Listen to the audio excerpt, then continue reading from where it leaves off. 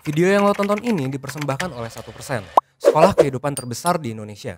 1% memiliki berbagai layanan yang sudah membantu ribuan orang mencapai hidup seutuhnya. Buat informasi lebih lanjut, lo bisa cek link yang tercantum pada description box. Akhir kata, selamat menonton.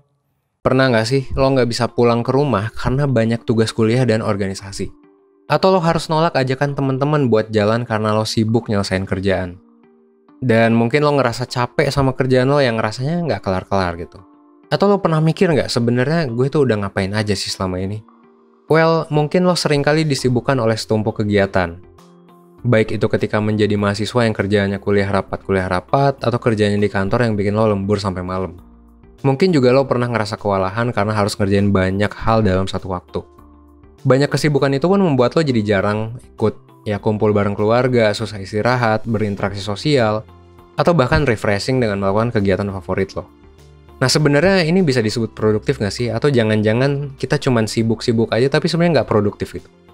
Nah pertanyaannya adalah emang beda ya produktif sama sibuk? Nah makanya di video kali ini gue bakal ngebahas soal perbedaan produktif dengan sibuk. Sekaligus juga gue bakal ngebahas kerja keras versus kerja cerdas. Biar apa? Biar lo bisa memanfaatkan waktu yang lo punya dengan seimbang. So, simak sampai selesai, oke? Nah, coba deh cek sebenarnya lo tuh termasuk orang yang sibuk atau produktif sih? Kalau lo orang yang sibuk, pasti pekerjaan lo yang menumpuk gitu. Dan menyita banyak waktu lo, most of the time. Mungkin lo ngerasa terus-terusan capek dan gak punya waktu buat ngelurusin badan, buat istirahat, dan lain sebagainya. Tapi kalau lo orang yang produktif, bisa jadi lo punya lebih sedikit pekerjaan, gak sebanyak orang-orang sibuk, dan bisa fokus di sana. Jadinya lo mungkin masih punya waktu luang buat ketemu keluarga atau ngelakuin olahraga. Terus kalau lo sibuk, pekerjaan yang lo lakuin mungkin memang cenderung di permukaan aja dan dilakuin secara terburu-buru. Kenapa? Karena lo mungkin punya banyak deadline yang harus diselesain. Lo jadi nggak bisa mendalami apa yang lo kerjain, most of the time ya, dan malah kepikiran kerjaan lain yang harus lo kerjain. Gara-gara ini lo jadi sibuk doang, tapi nggak produktif. Pekerjaan lo juga jadinya nggak optimal. Beda ceritanya kalau lo produktif. Karena mungkin lo bisa fokus ke pekerjaan, lo jadi bisa mendalami pekerjaan lo, dan lain sebagainya. Intinya kebalikan dari sibuk lah. Banyak nih orang yang bilang bahwa kerja keras itu pangkal kesuksesan. Tapi apakah itu bikin kerja keras selalu bagus? Well, mungkin enggak. Kerja keras itu artinya bekerja sama dengan waktu yang lama dan dengan energi yang semaksimal mungkin. Ya, bagus dong. Ya, belum tentu juga sih sebenarnya. Yang perlu lo ingat adalah bahwa setiap manusia, termasuk lo, itu punya tenaga dan waktu yang terbatas. Makanya, ya di video kali ini gue kan mau ngasih tahu ke lo tentang gimana caranya kerja cerdas nih, versus kerja keras. Nah, kalau kerja keras kan yang tadi, kalau kerja cerdas itu adalah gimana kita bisa bekerja sebaik dan seefisien mungkin untuk hasil yang lebih maksimal. Bayangin aja, ketika lo punya setumpuk kerjaan, lo harus bekerja keras dengan mengorbankan waktu istirahat atau main lo. Makanya kerja cerdas ini jadi penting. Nah, terus gimana nih cara biar kita bisa kerja cerdas? Well, ada beberapa cara yang bisa gue kasih tahu ke lo. Pertama, lo bisa buat perencanaan. Seperti perusahaan atau organisasi, lo bisa ngejadwalin kegiatan dalam sehari, seminggu, atau sebulan, itu ngapain aja. Dan jangan lupa untuk patuhin jadwal yang udah lo buat. Nah, itu yang pertama ya. Buat perencanaan. Yang kedua, tentuin tujuan gitu. Karena tujuan itu bagian dari rencana lo kan. Lo perlu juga nentuin tujuan yang smart gitu, yang konkret, yang terukur. Tujuan ini berguna buat nentuin tugas mana yang harus diselesain duluan pada periode waktu tertentu. Tugas mana yang harus didahulukan dan mana yang bisa didelegasikan atau yang ditinggalin dulu deh gitu.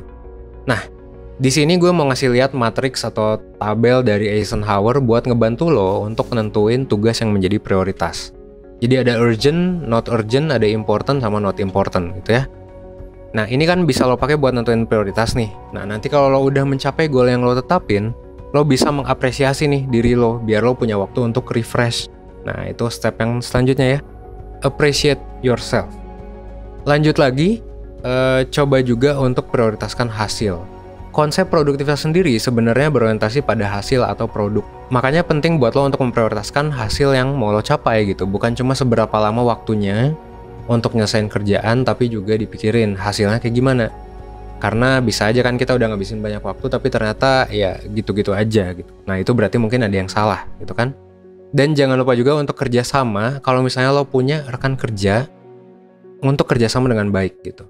Setelah lo menyusun matriks yang tadi ya, urgent, penting, tidak penting gitu ya, lo bisa tahu mana aja kerjaan yang bisa lo kerjain sendiri dan yang mana yang bisa lo minta bantuan atau lo delegasikan ke rekan kerja lo. Kerjaan yang overload dan lo keep sendiri bisa bikin lo kewalahan dan stres berlebih.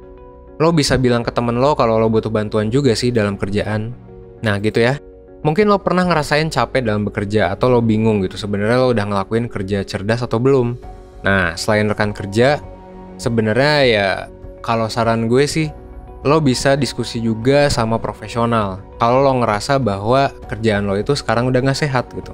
Sama siapa? Nah, kalau di 1% memang ada layanan mentoring, di mana lo bisa diskusi sama mentor 1%. Lo bisa diskusi one-on-one dengan mentor yang ahli di bidangnya masing-masing. Lo juga bisa dapet interpretasi psikotes yang akan ngebantu lo untuk mengenali diri lebih dalam, sampai dengan worksheet yang dirancang untuk ngebantu lo menangani masalah yang lo alami. Mentoring 1% sebenarnya bisa jadi salah satu solusi yang tepat kalau misalnya lo ngerasa bahwa lo lagi bermasalah nih dalam kerjaan, atau lo ngerasa lo sibuk tapi ternyata nggak produktif.